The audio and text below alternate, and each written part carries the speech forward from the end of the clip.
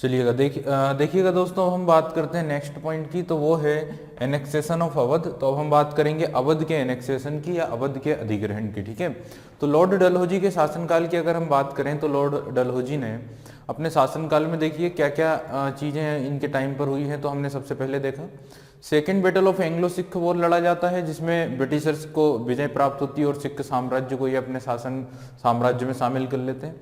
साथ ही हम अगर बात करें इंडोनेशिया आपके म्यांमार में जो पेगु राज्य था उसे भी ये कॉन्कर कर लेते हैं बाय अ वॉर, एक युद्ध के बाद जो 1853 में लड़ा जाता है, सेकेंड एंग्लो बर्मीज वॉर या सेकेंड एंग्लो बर्मा वॉर। ठीक है, तो ये दो इवेंट होते हैं और जो ब्रिटिश साम्राज्य था, जो ब्रिटिश एम्पायर था, उसमें एक ग्रोथ होती है, एक इंक्रीमेंट होता है किसके आने के बाद, लॉर्ड डलहौजी के आने के बाद। साथ ही हम बात करें तो इन्होंने अपनी इस जो डॉक्ट्राइन ऑफ लैप्स जो अभी हमने डिस्कस किया, डलहौजी की जो हड़प नीति थी, उस हड़प नीति के द्वारा अगर देखा जाए तो 7 इंडियन स्टेट्स को हड़पा था, 7 भारतीय राज्यों को ब्रिटिश साम्राज्य का अंग बना लिया था। ठीक है, और ये जो इंडियन स्टेट्स थे जिन्हें हड़पा गया था हड़प नीति के तहत, उनमें नाम आता है सतारा का, नागपुर का, बघात का, संभलपुर का। ठीक है, इस तरह से लगभग 7 इंडियन स्टेट्स को हड़पा गया था। अब इन सारी चीज़ों के अलावा अगर देखा जाए तो डलहौजी ने एक अलग तरह से, एक अलग वजह से किसका एनेक्सेशन किया था, अवध का। ठीक है, तो वहां जहां हम बात करते हैं वॉर्स की, युद्ध की, तो युद्ध के माध्यम से इन्होंने पंजाब और पेगु यानी म्यांमार या बर्मा का एनेक्सेशन किया या उन्हें ब्रिटिश साम्राज्य में शामिल किया। डॉक्ट्राइन ऑफ लैप्स की बात की जाए तो उसके तहत 7 इंडियन स्टेट्स को क्या किया था, हड़प लिया था या अपने साम्राज्य में, अपने शासन में शामिल कर लिया था। ठीक है, और यहाँ पे ये जो 7 स्टेट्स जिनको हड़पा गया था, अगर उनकी बात की जाए तो वो एक प्रकार से कौन से स्टेट्स थे, वो डिपेंडेंट स्टेट्स की कैटेगरी में आते थे, आश्रित राज्यों की कैटेगरी में आया करते थे। ठीक है, जिन्हें हड़पा गया था हड़प नीति के तहत। अब हम बात कर रहे हैं किसकी, अवध की। तो अवध को ना तो हड़प नीति के तहत हड़पा गया है या ब्रिटिश साम्राज्य में एनेक्स किया है, और ना ही बाय अ वॉर, एक युद्ध के माध्यम से। ठीक है, तो अवध का जो एनेक्सेशन किया गया था वो किया गया था एक प्रकार से जो अवध के नवाब थे बाजिद अली शाह, उन पर ये आरोप लगाया गया था कि उनके द्वारा अवध का जो शासन है, जो एडमिनिस्ट्रेशन है, वो ठीक से नहीं किया जा रहा है। ठीक है, तो जो उन्होंने जो जिस पॉलिसी का पालन करने की बात कही थी लॉर्ड बेलेजली के समय पर, ठीक है, जो जिस तरह से शासन करने की बात कही गई थी सहायक संधि में, उस तरह से शासन नहीं किया गया अवध में, जिससे अवध की जो वेलफेयरनेस थी, अवध की जो संपन्नता थी, उस पर प्रभाव पड़ा है, अवध के लोगों के जीवन पर प्रभाव पड़ा है। ठीक है, इस तरह के आरोप लगाकर या इस तरह के एलिगेशन के माध्यम से लॉर्ड डलहौजी ने अवध को क्या किया, एनेक्स कर लिया। ठीक है, और फरवरी 1856 में, फरवरी 1856 के लगभग अवध को ब्रिटिश साम्राज्य का अंग बना लिया गया, अवध को ब्रिटिश शासन में शामिल कर लिया गया। ठीक है, और अब फरवरी 1856 के ही अगर देखा जाए के ही लगभग एंड में 56 में ही क्या होता है कि लॉर्ड डलहौजी का भी जो टेनर था, जो शासनकाल था, वो समाप्त हो जाता है। तो आपसे पूछा जाएगा कि डलहौजी ने जाते जाते यानी अपने शासनकाल के अंत में भी किस स्टेट को एनेक्स किया था, किस स्टेट को ब्रिटिश साम्राज्य का अंग बनाया था, तो आंसर आपको मिल जाता है अवध। ठीक है, तो अगर हम बात करें अवध के एनेक्सेशन की, the kingdom of Oudh was the only great Indian state whose ruler Nawab Wajid Ali Shah was disposed on the ground of intolerable misgovernment. तो यहाँ पे क्या कहा गया है, इनटॉलरेबल मिसगवर्नमेंट के बेस पर उन्हें, उनके शासन को क्या किया गया, हड़पा गया। ठीक है, कौन रूल कर रहा था वहां पर, बाजिद अली शाह। तो वहां के जो रूलर थे, जो नवाब थे, उनका नाम था बाजिद अली शाह।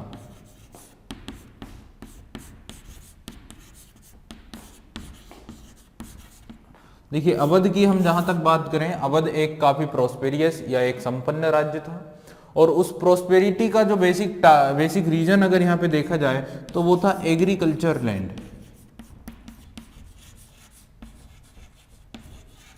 अवध में मैक्सिमम जो लैंड एरिया है वो एक एग्रीकल्चर लैंड है, काफी ज्यादा जो भूमि है वो कृषि योग्य भूमि है। आज भी अगर देखा जाए तो अवध उत्तर प्रदेश का जो क्षेत्र है वो खेती के मामले में, एग्रीकल्चर के मामले में काफी आगे रहता है, काफी ज्यादा अमाउंट में वहां पे प्रोडक्शन होता है। क्योंकि अगर उस क्षेत्र की बात करें तो गंगा और यमुना का जो मैदानी क्षेत्र है, जो मैदानी भाग है, उस रीजन में अवध आता है। ठीक है, तो अवध जो कि एक अच्छा क्षेत्र माना जाता था, ठीक ठाक एरिया था, लेकिन क्या होता है कि अवध पर जो ब्रिटिशर्स का प्रभाव था, जो प्रभुत्व था, जो कंट्रोल था, वो धीरे धीरे कब से शुरू होता है। अगर इसके इतिहास में या हिस्ट्री में जाएं तो आप सभी को पता है 1757 में बैटल ऑफ पलासी होता है और 1764 22 अक्टूबर 1764 को बैटल ऑफ बक्सर लड़ा जाता है। बक्सर के युद्ध में अवध के नवाब शुजाउद्दौला की हार हो जाती है और उन्हें ब्रिटिशर्स के साथ, अंग्रेजों के साथ इलाहाबाद की जो द्वितीय संधि हुई थी उसको साइन करना पड़ता है, ठीक है। And the second treaty of Allahabad that was signed on 16 of August 1764 जो साइन की गई थी कब, जो साइन की गई थी लगभग अगर देखा जाए तो 1765 में साइन की गई थी और ये ट्रीटी हुई थी लगभग अगस्त में, 16 अगस्त 1765 को, ठीक है। युद्ध हुआ था 64 में और ट्रीटी हुई थी 1 ईयर बाद, क्योंकि रॉबर्ट क्लाइव को वापस बुलवाया गया था इंग्लैंड से। रॉबर्ट क्लाइव वापस आया था और रॉबर्ट क्लाइव ने अब आने के बाद ये जो ट्रीटीज हैं इसके जो पॉइंट्स थे वो तैयार किए थे, इनके प्रोविजंस तैयार किए थे, कंडीशंस तैयार की थी और बाद में ये साइन की गई थी, ठीक है। तो यहाँ से बक्सर के युद्ध के बाद से ही अवध पर या जो पूरा नॉर्दर्न इंडिया का जो उत्तरी क्षेत्र था उस पर ब्रिटिशर्स का लगभग प्रभुत्व यहाँ पे शुरू हो जाता है, ठीक है। इसके बाद हम देखते हैं कि जब लॉर्ड वेलेजली का शासन होता है तो लॉर्ड वेलेजली के समय पर अवध के नवाबों के द्वारा ट्रीटी ऑफ सब्सिडरी अलायंस को साइन किया जाता है, सहायक संधि पर साइन किए जाते हैं और ये एक प्रकार से सहायक संधि के भी भाग बन जाते हैं। और सहायक संधि के तहत अवध के जो नवाब थे वो अवध का ही एक एरिया, अवध का ही एक बड़ा क्षेत्र, भूभाग ईस्ट इंडिया कंपनी को दे देते हैं, ठीक है। तो यहां से और ज्यादा प्रभाव पड़ने लगता है ईस्ट इंडिया कंपनी का या अंग्रेजों का अवध के ऊपर। अवध के पॉलिटिकल मामलों में, अवध के हर एक डिपार्टमेंट में ब्रिटिशर्स का काफी ज्यादा इन्फ्लुएंस होने लग जाता है, ठीक है। तो इस तरह से धीरे धीरे अवध को एनेक्स करने की बातें अब शुरू हो जाती है। देखिए क्या होता है कि अवध के जो नवाब थे उनके जो सक्सेसर थे वो भी कई सारे सक्सेसर थे, उनके उत्तराधिकारी भी कई सारे थे। तो ब्रिटिशर्स के पास ना तो ये बहाना था, ना डलहौजी के पास ये बहाना था कि अवध को हम हड़प नीति के तहत या डॉक्ट्राइन ऑफ लैप्स के तहत हड़प रहे हैं, ठीक है। तो ये भी वो अप्लाई नहीं कर सकते थे। दूसरी बात, अगर वॉर की बात की जाए, युद्ध की बात की जाए, तो अवध के जितने भी नवाब हुए हैं शुजाउद्दौला के बाद से ही, सभी ने अंग्रेजों को हर मामले में सपोर्ट किया, हर तरह से उन्हीं की सहायता की है, चाहे वॉर युद्ध में सपोर्ट करना हो या कहीं पर भी, हर एक जगह पर अवध ने एक आज्ञाकारी शिष्य की तरह ब्रिटिशर्स की हर बात का पालन किया है, उनकी हर एक नीति का पालन किया, ठीक है। चाहे हम बात करें सहायक संधि हो तो सहायक संधि पर भी इन्होंने साइन किए, हर तरह से ब्रिटिशर्स को इन्होंने सपोर्ट किया, ठीक है। तो इनसे युद्ध भी नहीं कर सकते थे, क्योंकि अगर ब्रिटिशर्स की फोर्स की बात की जाए, सेना की बात की जाए, तो इनकी सेना में भी अवध के ही सबसे ज्यादा क्या थे, सिपाही थे या सोल्जर्स थे, ठीक है। तो किस तरह से अवध को हड़पा जाए उसके लिए बहाना क्या बनाया गया या एलिगेशंस क्या लगाए गए कि यहाँ के जो नवाब हैं वो ठीक से शासन नहीं कर पा रहे हैं, जिससे अवध में मिसगवर्नमेंट हो रहा है, अवध में कुशासन चल रहा है और अवध के लोगों का जो संपन्नता थी, जो वेलफेयरनेस थी, वो समाप्त हो रही है, राज्य में गरीबी फैल रही है, ठीक है। इस तरह के आरोप लगाए गए हैं। और खासतौर से ये भी कहा गया था कि उस समय पर वहां पे जो जमींदारी व्यवस्था चलती थी, जो जमींदार वहां के हुआ करते थे, उनके द्वारा पब्लिक के साथ काफी ज्यादा दुष्व्यवहार किया जा रहा है, उनका काफी ज्यादा शोषण किया जा रहा है, ठीक है। तो इस तरह से आरोप लगाए गए हैं कि इन जमींदारों को कंट्रोल करने के लिए, साथ ही ठीक तरह से शासन करने के लिए अवध को क्या किया जाता है, एनेक्स किया जाता है। और फरवरी 1856 में अवध को शामिल कर लिया जाता है ब्रिटिश साम्राज्य में, ठीक है। तो ये एक बेसिक रीजन होता है, ये एक बेसिक कारण बनता है अवध के एनेक्सेशन का, अवध के अधिग्रहण का। Awadh was annexed finally February 1856 via a proclamation and before the end of this month the tenure of Lord Dalhousie ended and he was replaced with the governor general of lord Canning. तो इसी घटना के साथ साथ, इसी event के साथ साथ, इसी ऑपरेशन के साथ साथ लॉर्ड डलहौजी का टेनर भी खत्म हो जाता है और लॉर्ड डलहौजी भी रिप्लेस कर दिए जाते हैं और उनके स्थान पर भेज दिया जाता है लॉर्ड कैनिंग को, ठीक है। तो जाते जाते भी जो डलहौजी हैं एक और स्टेट को, एक और बड़े राज्य को हड़प लेते हैं जिसका नाम था अवध, ठीक है। तो इंडिया में अब देखा जाए तो जितने भी बड़े बड़े एम्पायर थे, जितने भी बड़े बड़े राज्य थे, उन सबको ब्रिटिश ने क्या कर लिया था, एनेक्स कर लिया था, उन सबको ब्रिटिशर्स ने छीन लिया था, ठीक है। और साथ ही साथ अब अवध को भी एनेक्स कर लिया गया है, ठीक है। तो यहाँ पे हमने बात की अवध के एनेक्सेशन की, अवध के अधिग्रहण की, जो किसके समय हुआ है, लॉर्ड डलहौजी के समय पर। अब हम बात करते हैं लॉर्ड डलहौजी के ही शासनकाल के कुछ और बिंदुओं की, कुछ और इंपॉर्टेंट फैक्ट्स की जो इनके समय पर हुए थे। चलिए अब हम बात करते हैं नेक्स्ट कुछ अदर फंक्शंस की। कुछ अन्य कार्यों की जो डलहौजी के टाइम पर किए गए थे, जैसे कि इंडियन रेलवे बिगिंस जर्नी, या इंडियन रेलवे की अगर बात करें या रेलवेज की अगर बात करें, तो आप सभी को पता है इंडिया में रेलवेज का काम सबसे पहले स्टार्ट करने वाले व्यक्ति भी कौन थे, लॉर्ड डलहौजी। और इन्हीं के समय पर रेलवे स्टार्ट हुई थी, रेलवे में रेलवे का कार्य शुरू हुआ था ऑन अप्रैल 16 1853। तो 16 ऑफ अप्रैल 1853 1853 में, ठीक है। मैंने यहाँ पे शायद 16 सितंबर बताया था आपको, तो 16 अप्रैल ध्यान रखिएगा। 16 अप्रैल 1853, 16 अप्रैल 1853 की अगर बात करें, a train with 14 railway carriage and 400 guest left Bombay to Thane with 21 guns salute. तो इस तरह से बस इतनी बात ध्यान रखने योग्य है कि बॉम्बे से या मुंबई से थाने की ओर एक ट्रेन चलाई गई थी। और ये जो ट्रेन थी, सबसे खास बात यह है कि ये ट्रेन पैसेंजर ट्रेन नहीं थी, बिल्कुल भी ध्यान रखिएगा। It is a goods train, ये एक मालगाड़ी थी, ये एक गुड्स ट्रेन थी।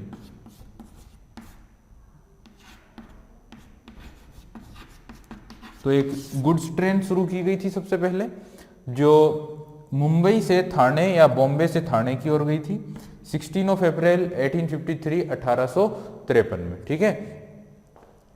तो ये सबसे पहले काम किया गया है, सबसे पहली ट्रेन इनके समय पर चली। और इसके बाद जो रेलवे का कार्य था, जो रेलवे के कार्य में ग्रोथ देखने को मिलती है, काफी स्पीडली रेलवे के कार्य शुरू हो जाते हैं, क्योंकि अब यहाँ पे सबसे पहले बॉम्बे प्रेसिडेंसी में काम हुआ। इसके बाद हम बात करें तो अलग अलग एरियाज में भी रेलवेज की डिमांड होने लग जाती, ठीक है। और फिर हम बात करें तो जो वेस्टर्न एरिया था, नॉर्थ वेस्टर्न एरिया, कराची से लाहौर, यहाँ पे रेलवे लाइन बिछाई जाती है। साथ ही साथ अदर एरियाज में भी रेलवे लाइन बिछाई जाती है। लेकिन यहीं पर हम बात करें 1853 में जब यहाँ पे रेलवे लाइन बिछाई गई, तो एज इट इज फिर कार्य कहाँ पर हुए, पंजाब पाकिस्तान वाले क्षेत्र में कराची से लाहौर के बीच में रेलवे लाइन बिछाने का काम किया गया। अब उसी इवेंट को क्यों याद कर रहे हैं हम, तो उस इवेंट को याद करने के पीछे का रीजन ये है क्योंकि हमने पहले भी डिस्कस किया था जब हम हिस्ट्री का, एंशिएंट इंडियन हिस्ट्री का एक टॉपिक पढ़ रहे थे, इंडस वैली सिविलाइजेशन या सिंधु घाटी सभ्यता। तो आप सभी को पता है कि सिंधु घाटी सभ्यता के बारे में जो सबसे पहले हमें एविडेंस मिलते हैं, सबसे पहले जो जानकारी मिलती है वो अराउंड 1856 के लगभग ही मिलती है, क्योंकि जब कराची से लाहौर के बीच में रेलवे लाइन बिछाने का काम चल रहा होता था, ठीक है, तो जो ऊंचे ऊंचे टीले थे उन्हें हटाकर उन्हें लगभग प्लेन किया जा रहा था और रेलवे लाइन बिछाई जा रही थी। और जब उन्हीं टीलों को खोदा गया तो वहां से हमें कुछ अवशेष मिलते हैं, और उन अवशेषों का सबसे पहले स्टडी जो जिसने की थी वो थे कनिंघम, ठीक है। तो अलेक्जेंडर कनिंघम नामक व्यक्ति ने सबसे पहले उन अवशेषों को स्टडी किया।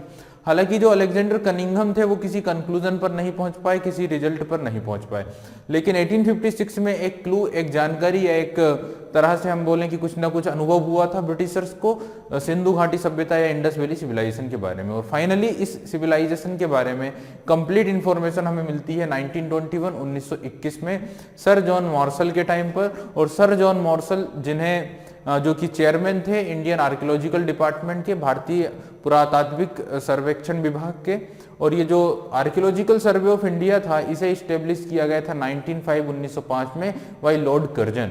और लॉर्ड कर्जन जो इंडिया में अपॉइंट हुए थे as a viceroy of India from 1899 to 1905, 1899 से 1905, उनके द्वारा, चूंकि वो खुद ही एक आर्कियोलॉजिस्ट थे, तो उन्हीं के द्वारा इंडियन आर्कियोलॉजिकल डिपार्टमेंट स्टेब्लिश किया गया था। और उसी आर्कियोलॉजिकल डिपार्टमेंट के फर्स्ट चेयरमैन बनाए गए थे sir John Marshall. Sir John Marshall को ही ये कार्य दिया गया था, ये ड्यूटी दी गई थी कि वो क्या करें, वो इस जो रहस्य है, ये जो एक तरह से देखा जाए तो एक जानकारी वहां पे छुपी हुई है, कुछ ना कुछ रहस्य छुपा हुआ है, उसके बारे में कंप्लीट इंफॉर्मेशन प्राप्त करें, ये ड्यूटी दी गई थी किसे, सर जॉन मार्शल को। सर जॉन मार्शल 1921 के अप्रोक्स 2 कमेटीज बनाते हैं, 2 दल बनाते हैं, 2 ग्रुप बनाते हैं। एक दल जाता है दयाराम साहनी के नेतृत्व में और एक दल जाता है आर डी बनर्जी के नेतृत्व में। और ये जो लोग थे ये लोग सबसे पहले हड़प्पा की खोज करते हैं, दयाराम साहनी के नेतृत्व वाला दल, और जो राखलदास बनर्जी के नेतृत्व वाला ग्रुप था वो मोहनजोदाड़ो की खोज करता 1922 में। और इस तरह हमें 1921 में इस सभ्यता के बारे में जानकारी मिलती है। लेकिन इस सभ्यता के सबसे पहले एविडेंस या सबसे पहली बार अगर कुछ जानकारी मिलती है तो वो लॉर्ड कनिंघम को मिलती है, अलेक्जेंडर कनिंघम को मिलती है। इसलिए अलेक्जेंडर कनिंघम को कहा जाता है फादर ऑफ इंडियन आर्कियोलॉजिस्ट। ठीक है, भारतीय पुरातत्व का या भारतीय पुरातत्व शास्त्र का जो जनक है वो किसे कहा जाता है, वो कहा जाता है अलेक्जेंडर कनिंघम को। ठीक है, तो ये एक्टिविटी इनके समय पर की गई थी। रेलवेज का कार्य शुरू हुआ था, रेलवे लाइन बिछाई गई थी, और 16 अप्रैल 1853 को बॉम्बे से थाने की और फर्स्ट ट्रेन चलाई गई, जो कि एक गुड्स ट्रेन थी, जो कि एक मालगाड़ी थी। ठीक है, तो ये एक काम हुआ है इनके समय पर। वहीं हम बात करें टेलीग्राफ की, तो टेलीग्राफ का भी कार्य इन्हीं के समय पर हुआ है।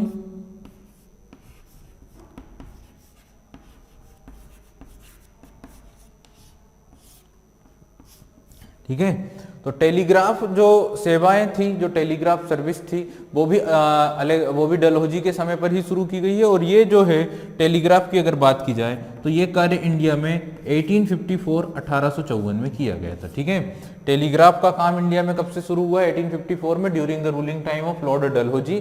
The 800 mile telegraph line from Calcutta to Agra, तो कलकत्ता से लेकर आगरा तक 800 माइल 800 माइल की जो ये सर्विस थी वो शुरू होती है। वॉज ओपन इन मार्च 1854, तो मार्च 1854 में ये सेवाएं शुरू कर दी जाती है। ठीक है, एंड 2 years लेटर 4000, ठीक है, और क्या होता है 2 साल के बाद 4000। ठीक है, शुरुआत में क्या होता है 800 माइल की टेलीग्राफ सेवाएं शुरू होती है, कहां से कहां तक? आगरा से कलकत्ता या कलकत्ता से आगरा तक। ठीक है,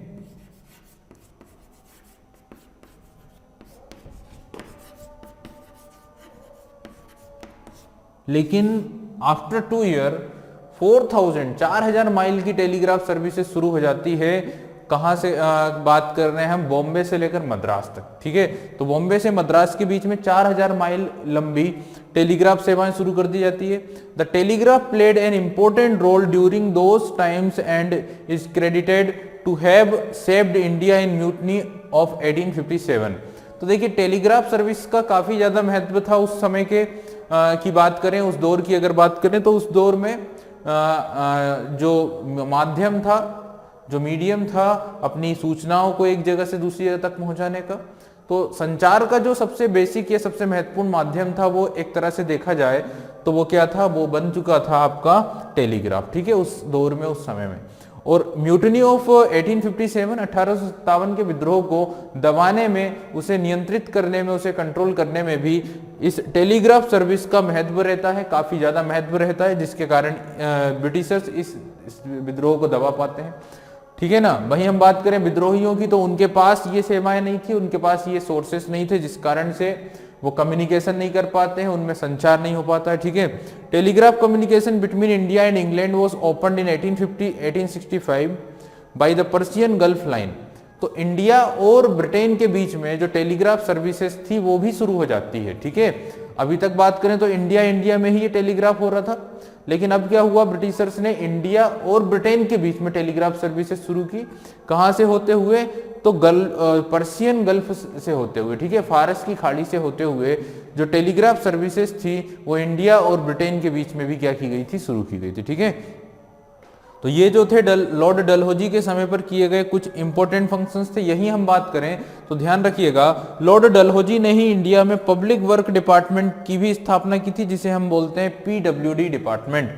तो पीडब्ल्यूडी जो डिपार्टमेंट है, जिसे हम पब्लिक वर्क डिपार्टमेंट के नाम से जानते हैं, पीडब्ल्यूडी के नाम से जानते हैं, पीडब्ल्यूडी को भी स्टार्ट कराने वाले जो व्यक्ति थे वो थे लॉर्ड डलहौजी। तो लॉर्ड डलहौजी के समय पर ही पीडब्ल्यूडी डिपार्टमेंट को भी फाउंड किया गया था, पब्लिक वर्क डिपार्टमेंट को भी स्टेब्लिश किया गया था। साथ ही साथ हम बात करें इंडियन पोस्ट की या पोस्टल डिपार्टमेंट की, तो पोस्ट का कार्य या डाक सेवाएं भी सबसे ज्यादा अगर देखी जाए तो डेवलप हुई है लॉर्ड डलहौजी के दौर में।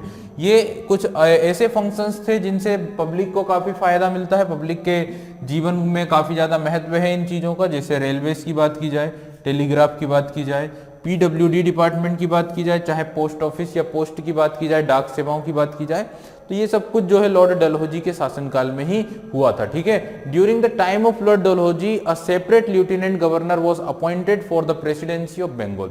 यहीं पर हम बात करें तो लॉर्ड डलहौजी जो भारत में गवर्नर जनरल ऑफ इंडिया थे, लेकिन आप लोग देखें कि इन्हीं के शासनकाल में एक एक्ट आता है जिसका नाम था चार्टर एक्ट